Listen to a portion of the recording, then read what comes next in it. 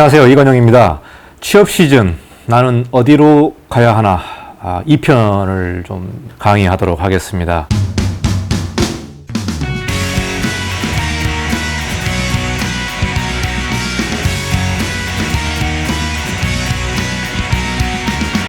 자, 지난 시간까지 세계에 대해서 좀 설명을 드렸죠. 회사의 크기라든가 어떤 작품을 많이 하는지, 그리고 회사의 문화는 어떤지, 이 내용을 좀 말씀드렸습니다. 이어서 두 가지에 대해서 좀 설명을 드리도록 하겠습니다. 이 편에서는 내 경력에 도움이 되는가. 자, 네 번째입니다. 내 경력에 도움이 되는가. 사실 여러분이 첫 직장은 상당히 여러분의 인생에 중요합니다. 첫 직장. 그 이력은 여러분의 인생에서 평생 따라다니기 때문에 첫 직장이 굉장히 중요하고요. 제 경험을 비추어 보더라도 첫 직장에서 만난 분들과 지금까지 인연을 갖는 경우가 있습니다. 그러니까 처음에 직장에서 그 직장 생활을 하면서 만나는 위에 상사분들이라든가 직장 동료와 뭐 이런 부분들에서 인간적으로 굉장히 좀 관계가 깊어질 수 있고요. 그리고 그 첫 직장에서 업무했었던 것이 계속해서 내 머릿속에 남기 때문에 첫 직장이 상당히 도움이 되는 겁니다. 여러분이 이 첫 직장을 선택할 때에 많은 우여곡절이 있고 여러분의 처한 상황이 있기 때문에 그 상황에 따라서 선택을 할 수밖에 없는 그런 불가피한 내용이 있습니다. 근데 그러나 여러분이 우리가 이제 고민해야 될 부분이 사실 급여가 적은 경우가 있습니다. 급여가 적은데 그 회사의 건축가가 굉장히 유명한 사람이라든가, 그리고 급여가 좋지만 또 프로젝트 유형이 좀 내가 고민해야 될 그런 상황이 아닌 경우, 나하고 맞지 않는 경우가 있을 것 같아요. 이런 부분에 있어서의 여러분이 한번 좀 고민해야 될 게, 내 경력에 도움이 되는지. 내가 지금은 직장이 평생 직장이 없지 않습니까? 3년, 5년, 10년 어쨌든 그 지나다 보면은 나올 수밖에 없는 상황이기 때문에 내가 이 직장에서 경력을 쌓았을 때 이직 가는데도 좀 도움이 될 수 있는지, 이런 내용을 좀 고민해 봐야 될 것 같아요. 만약에 급여가 적은 경우는 급여가 적어도 그 회사에서 버티는 이유가 내가 있는지, 급여가 적은 대신에 내가 얻을 수 있는 게 뭔지를 좀 여러분이 살펴봐야 될 것 같아요. 예를 들면은 급여가 적지만 그 건축가가 굉장히 유명한 건축가여서 그 건축가하고 한 3년, 5년 정도 그 회사에서 일을 한다면 나중에 이직하는데 상당히 도움이 되겠죠. 그리고 그 건축가가 했었던 프로젝트가 굉장히 일반적인 건축물이 아니고 굉장히 좀 작품성 있는 건축물을 설계를 했다면, 내가 그 프로젝트에 참여를 했다면 분명히 그 경력은 도움이 될 것으로 봅니다. 짧은 5년의 경력이 평생 내 경력에 도움이 된다. 내 포트폴리오에 도움이 된다. 이직하는데 도움이 된다는 게 있기 때문에 내 경력에 도움이 된다면 그 경력에 도움이 되는 건축가를 찾는다든지 회사를 찾는 것도 장기적으로 보면은 내 경력이 유리하기 때문에 직장을 구할 때 이런 부분도 좀 포인트가 될 수 있을 것 같습니다. 힘들지만 버텨낼 수 있는 동기가 있어야 돼요. 야근도 많이 하고 급여도 작은데 그만큼 상대적으로 내가 이익을 얻을 수 있는 것, 내 경력에 도움이 되는 것, 그래야만 버틸 수 있는 힘이 생기는 겁니다. 버틸 수 있는 힘이 있어야만 그 버텨내는 거지, 목표가 없다면 그 회사에서 버텨낼 수가 없는 거죠. 이러다 보니까 여러분이 좀 장기적으로 내 인생 경력에, 직장 경력을 좀 고민해보고 내가 좀 선택할 수 있고 참아내야 된다는 거죠. 이게 이제 네 번째 제가 좀 말씀드리는 내용이고요. 마지막으로 다섯 번째는 내 파이널 목표가 뭐냐, 내 인생에서 파이널 목표가 뭐냐라는 부분. 그러니까 내가 건축 설계업을 들어왔을 때, 건축 설계 사무소에 취업을 했을 때 결국은 내 사무소를 오픈하는 게 여러분의 목표가 될 수도 있죠. 내 이름을 걸고 내 사무소를 오픈해서 이제 경력을 쌓는, 내 작품을 할 수 있는 그러한 목표. 아니면 큰 직장에 들어가서 거기서 경력을 쌓고 그 경력을 오랫동안 유지를 하면서 그 회사의 사장이 되는 목표. 그 사장이 되는 목표가 있기 때문에 이 목표를 여러분이 한번 좀 생각해 봐야 될 것 같습니다.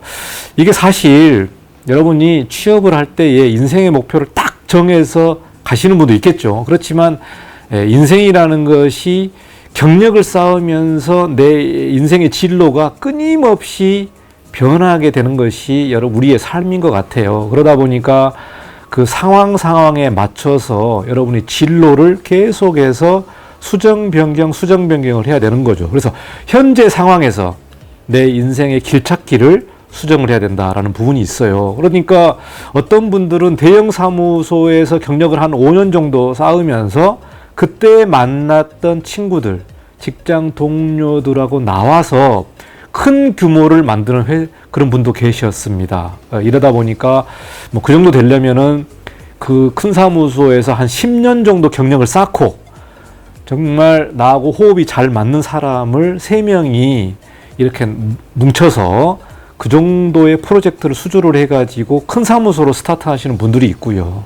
또 20년 정도 경력을 같이 쌓으면서 네트워크라든가 수주 라인이라든가 그런 것들을 잘 확보해가지고 정말로 크게 시작하는 분들도 계십니다. 근데 이렇게 만나는 분도 계시고, 또 어떤 분들은 정말 내가 디자이너로서의 길을 가기 위해서 경력을 쌓고 뭐 유학을 가시는 분들도 계시고 나와서 아틀리에 사무소를 만드는 경우가 있기 때문에 여러분이 직장에 들어가서 그 인생의 진로는 수시로 변한다.